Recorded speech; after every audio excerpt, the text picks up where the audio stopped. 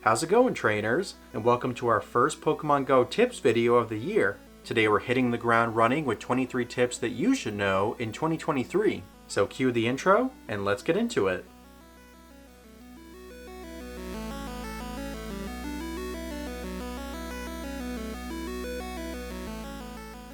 Welcome back, everyone.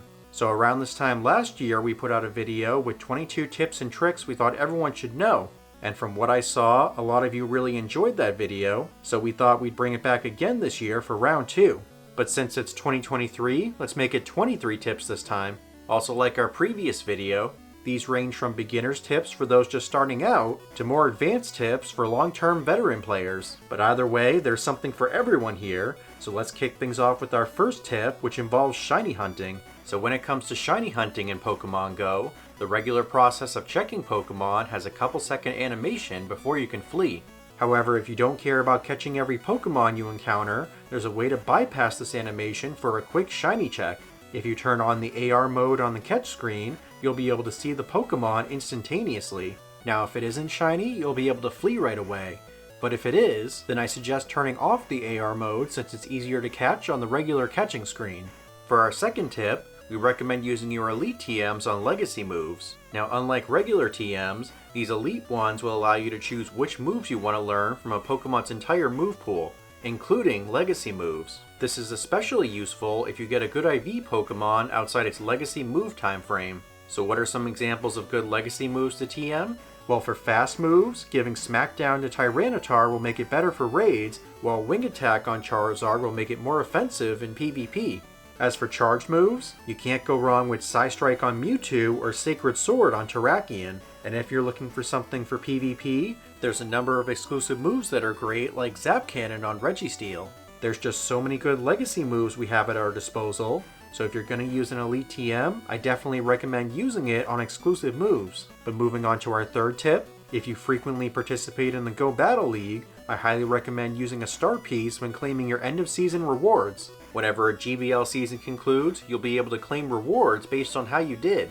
These rewards can include a Battle Pass, an Elite Charge TM, and a whole bunch of Stardust. However, when it comes to the Stardust, the higher your last season rank is, the more Stardust you'll get. For example, during the last season I made it to Ace rank, so for Ace I got 165,000 Stardust. Add the boost from a star piece to that, and I walked away from the Season of Light with over 247,000 dust. So needless to say, it's an easy way to get a ton of free Stardust if you have a star piece in your bag. Now while this is a simple Stardust trick, it can often be forgotten since the season ends in the late afternoon. There's even been a few occasions where I've missed out because I hit the battle tab before using a star piece. So to make sure this doesn't happen to you, I'd recommend setting a reminder at the beginning of the season so you don't forget and miss out on this massive Stardust gain. Now another tip we recommend for the GBL is move counting. What is move counting, you may ask? Well, it's how many times a fast move has been used to determine what charged move an opponent could use. During the 2.5 years that I've been playing in the GBL, I've seen many players rush to their cheapest charged moves, so counting can definitely save you in some pretty tight matchups. Now a couple things to keep in mind when move counting is knowing how much energy a fast move generates, as well as how much energy a charged move costs. Unfortunately, Pokemon Go doesn't really talk about energy in-game, but there are plenty of resources online that show you move stats. For example, we know that Mudshot generates 9 energy, so it consistently takes 5 Mudshots for a Galarian Stunfisk to get a Rock Slide. And this is just one example. There's plenty of other Pokemon move details out there as well. So the next time you're thinking about jumping into the Go Battle League, I would suggest looking into this to help you be more efficient. Now one final Go Battle League tip we have is to pick up the free GBL pass as soon as the new season starts. A few seasons back, Niantic introduced a free ticket in the shop that awards a timed research for the GBL season. With this ticket, every 10 wins you get provides a Stardust reward, and every page has 100 wins that awards Great Balls, a Charge TM or Fast TM, and additional Stardust. Complete all 5 pages before the end of the season, and you'll receive both an Elite Fast and Charge TM.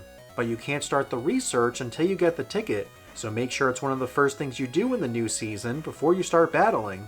Up next for our 6th tip, we have one that might help if you're looking for Zorua. As you know, Zorua likes to disguise itself as your buddy, so if you have a common Pokemon like Charmander or Pikachu, it might be challenging to pick them out in a crowd. However, if you use legendaries, mythicals, or shiny Pokemon, then those will definitely stand out and let you know that Zora was afoot. Keeping the tips train rolling, we have a unique exploit in the game that lets you hit excellent throws every time. Because every Pokemon has a different size circle to lock onto, it can make landing these throws a real pain in the neck. Plus, this also makes completing quests like making 3 excellents in a row a near impossible task. However, with this exploit, you won't have to worry too much about breaking your streak. So to perform this exploit, you'll first need to encounter a Pokemon. Once you're on the catch screen, turn off your device's Wi-Fi and data connection. Because this slows the app's response time, it won't register the throw as an attempted catch. Now if you happen to miss the excellent, just close the app and turn your Wi-Fi or data back on and repeat the process. But if you do make the excellent, turn your Wi-Fi or data back on again and the app will catch up and register the excellent. Now not only is this method useful for completing quests, but it can also make for a good tool to help you practice throwing at specific Pokemon, because practice makes perfect. Up next, we have a tip that'll help when grinding for Rocket Radar components. If you have access to a Super Rocket Radar, you can use it while you're out playing to search for Giovanni decoy grunts. These grunts who disguise themselves as Giovanni are meant to frustrate you. However, since they still award mysterious components for your Rocket Radar, it's anything but. Unless, of course, you're actually looking for Giovanni. Now, something to keep in mind about your Super Rocket Radar, if a rocket balloon spawns while it's on, it'll automatically default to be an actual Giovanni encounter. So if you want a grunt or leader from a balloon, then make sure to switch off the radar before your balloon spawns. Continuing on with the Team Rocket tips, one thing that can make taking Giovanni down easier is utilizing the stun lock feature. When facing NPCs, if a charged attack is used or a Pokemon is switched out, they'll end up pausing for a few seconds before they resume attacking you. This short window will allow you to get more damage in. It can help make these normally challenging fights a whole lot easier. Now, using Pokemon like Hydro Cannon Swampert and Power Up Punch Lucario can make these pauses even more frequent. So using Pokemon like these will essentially paralyze your opponents. Now, another Team Go Rocket tip we have will help with purifying Shadow Pokemon. Under most circumstances, it's not really the best idea to purify Shadow Pokemon. However, there are certain situations where you have to purify Pokemon, such as one of the requirements to reach level 46. Since you have to purify 100 Pokemon to advance, you're going to end up shelling out a whole lot of Stardust. So to avoid spending a lot on a Pokemon you're not going to use, it's good to know which Shadow Pokemon cost the least dust to purify. As of right now, Aaron, Rattata, Starly, and the other Pokemon shown on screen only cost 1,000 dust to purify. So when facing rockets, these are definitely the ones you want to look out for. The final Go Rocket tip we have is making sure to utilize frustration removal events. While we have many events that feature Team Rocket over the year, there are a few that have a unique bonus, being able to remove frustration from your Shadow Pokemon. This move can't be removed under normal circumstances, which really hinders the ability of Shadow Pokemon. However, during these events, you'll be able to remove that charged move and replace it with another from that Pokemon's moveset. Now, the reason this is important is because frustration events run for a short amount of time, and if you end up missing it, you could potentially be waiting 3 to 4 months before the next one happens. So, moral of the story, whenever a rocket event with this bonus starts, make sure removing frustration is one of the first things you do. But next up, let's talk about Mega Pokemon. Since their debut in the summer of 2020, these Pokemon have certainly made quite the impact in the game. However, if you want to make these Pokemon even more useful, then consider the following tips. When it comes to collecting Mega Energy, the best way to obtain a decent amount is completing Mega Raids. If you beat the raid within 30 seconds of the timer starting, you'll get a maximum of 250 energy. However, the longer you take to beat it, the less energy you'll receive, but the minimum you'll get is 150. There's just so many pros for Mega Evolving Pokemon, and that's why we recommend doing so as much as possible. Another tip regarding Mega Pokemon is to increase their Mega level as much as possible. In 2022, the Mega system got a massive overhaul with the addition of Mega levels. How these levels work is each individual Pokemon has 4 Mega levels. Each time you Mega Evolve it, its level will increase, and once you hit certain milestones, you'll get a bunch of bonuses for each level you get to. These include an increased chance of XL Candy, extra XP, and a major reduction of the Mega Evolution energy cost. There's just so many pros for Mega Evolving Pokemon, and that's why we recommend doing so as much as possible. So for our next tip, we're going to be talking about another 2022 feature, and that's Daily Incense. This item is a free incense you can use once a day and can net you some pretty rare spawns. In fact, trainers have found Pokemon like Houndoom, Mamoswine, and Gengar just to name a few. But how can you maximize this item's effectiveness? Well, one way is to walk a linear route when using it. Unlike regular incense, which works while you're walking, daily incense will temporarily discontinue spawns if you make a large turn or slow your pace. The reason for this is because the game tracks your movement via your game's GPS, so making these turns or stops can make the game think you're not moving. This is definitely something that Niantic has to fix in the future, but for the time being I would maybe save this item for a walk or run that either follows a long straight path or has one that follows a larger loop around it. Now another tip involving daily incense is that you can actually get free Pokeballs when using this item. If you use it and you have under 30 Pokeballs of any type in your bag, the game will automatically give you a set of 30 for absolutely free. While this will really help if you use it after a big event like Calm Day, it'll only work if you have under 30 total Pokeballs in your bag. So if you're a few balls over, it may be worth using some beforehand so you can get those extra Pokeballs. But moving on to another free Pokeball tip, we highly recommend picking up your daily free box in the shop. Like the daily incense previously, this is another once a day item that'll help with your Pokeball storage a bit. These boxes offer a mixture of a few Pokeballs, Great Balls, and berries for absolutely free. And while I agree it isn't much, it's still an easy way to get a couple Pokeballs if you're running short. Also, crazy enough, there's been some circumstances where players have gotten more than a few balls and berries in there. Some players have reported getting items like incubators, star pieces, and rocket radars. Now from what we know, these are distributed on a group basis, so even if you don't pick it up, it might be worth checking it out because you never know when that could happen to you.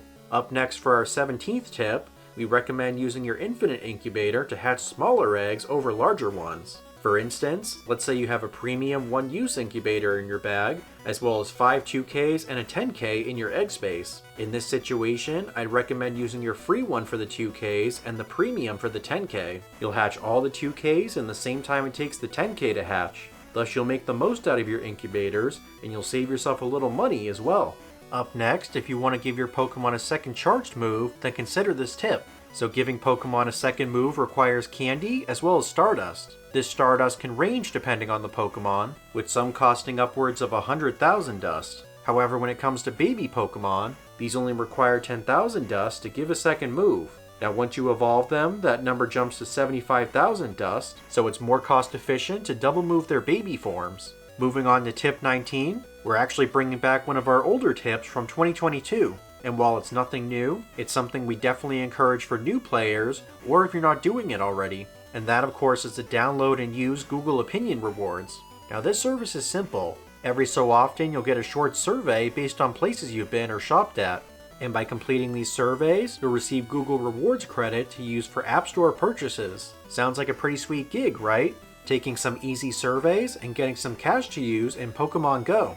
Now unfortunately these surveys aren't going to make you rich overnight. However, for how short and easy these surveys are, you have the potential to make anywhere from $50 to $100 per year with barely any effort. I myself average 75 to 100 in surveys each year, and that covers the cost of both my event tickets as well as premium items. So if you want my opinion, I'd say you definitely shouldn't sleep on this easy coin making method. But up next for tip number 20, we'll talk about the Scatterbug line that was just added to the game. This isn't a Pokemon you can obtain through normal means, however, so in order to obtain Scatterbug, you'll need to pin gifts that you receive from friends. Based on the location of that gift, you'll get progress towards specific Vivillon patterns, which can be tracked under the Vivillon Collector Medal. Now for the most part, you're going to have to pin 15 gifts from a location in order to get an encounter. However, for the first couple, you only need to pin 3 gifts for the first and 9 for the second, and then you'll have to do 15 for all future encounters. Of course, the Scatterbug will show which Vivillon pattern they evolve into, so you don't have to worry about getting confused. But regardless, you're going to want to friend people from all over the world so you can collect all 18. Now speaking of interacting with friends, for those that you're able to trade with in person, make sure to take advantage of trading Pokemon from extended distances. Whenever you trade Pokemon with another player, you'll receive candy, and this candy amount will increase the farther apart these Pokemon were caught. For example, you'll get 1 bonus candy for trading Pokemon found at least 10 kilometers apart, and 2 bonus candy if these Pokemon were 100 kilometers apart. Plus, if you're over level 30, you'll also get a guaranteed XL candy from trades that are over 100 kilometers apart. and that's going to be pretty helpful if you're trying to max Pokemon to 50. Now sometimes there are events or season bonuses that increase trade candy. With the Season of Mythical Wishes, you get an extra candy plus a guaranteed Excel candy when trading any Pokemon, but doing distance trades on top of these bonuses can get you even more candy. For tip 22, when it comes to doing field research tasks, you're only able to get one task per stop every 24 hours. But did you know it's actually possible to get 2 per stop? You see, every Pokestop has 2 different quests on it, and which one you get depends on if you have an AR task in your stack. So if you want to get both tasks, spin the stop while you have an AR task, then once it turns blue, delete the AR task and spin again. After doing this, you'll have 2 completely different field research tasks that you can complete. So if you have a limited number of stops in your area, I consider using this method if you want more field research tasks to complete. Alright, on to our last tip. For our 23rd and final tip, we recommend installing the Campfire app to coordinate raids. With this Niantic branded app, you'll be able to call out raids you find on your map and hopefully spark some interest from other local players. Ideally, you should be able to find a few players to help you take down raids like 5 stars and mega raids. Now, while sites like Discord have been doing this for a while, what makes Campfire unique is that it's easily accessible from within the Pokemon Go app. After signing into Campfire, it'll show up on your game screen, and once you find a raid, just click it and the app will open right up. Now, while this is a useful resource, it's still being rolled out to the entire Pogo community. Also, if you already have a preferred method for coordinating raids, then do what works best for you. But if you're not using any raid planning apps and have access to Campfire, then I recommend using it in Go as soon as possible. So guys, those are going to be our 23 tips and tricks we think will be super helpful in 2023. However, we don't want it to end at 23, so if you have any tips that we didn't mention, feel free to share them down below. Also, as we said at the start of the video, we did something similar to this in 2022, so if you're looking for more tips, we'll have that video linked down in the description. And if you found this video helpful and want to see more like it, then consider giving it a thumbs up and subscribing for more Pokemon Go tips. Now, if you excuse us, we gotta go find some more Pogo tips so we can do 24 tips for next year. So until next time, thank you all so much for watching, I hope you have a great day, and I'll see you all in the next video. Take care.